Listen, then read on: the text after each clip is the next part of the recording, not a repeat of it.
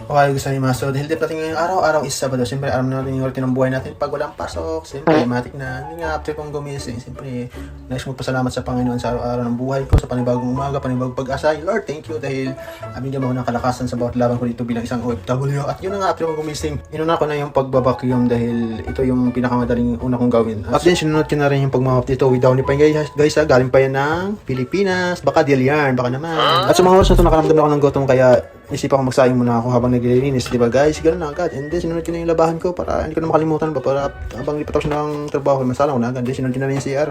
Hindi sa ako parang bang every week po rotation yan din. Linis ko na yan din. After ko nang linis, nagsilinis na ako ng banyo pa naman na makita mo naman guys. Ang dumi guys eh. Di ba? Ang hirap pa ito pag puro lalaki. Tatlo kami lalaki dito eh. Ayun, sinunod ko na yung salamin. Hindi ko alam kung tawag ba dito sa area na to. Nakalimutan ko na. Matanda na yata ako. Liyan masyado eh. Sorry na guys. Baka naman. At ang pinakalas kong ginawa is maglilinis ng kusina guys. Ito yung pinakahimahirap kong gawin guys. Yung is magbabras ng mga matalsik ng mga tika sa gilid-gilid. So once a month ko lang nilinisan ito guys. Ang hirap. Naralas ko lang hirap maging babae. No?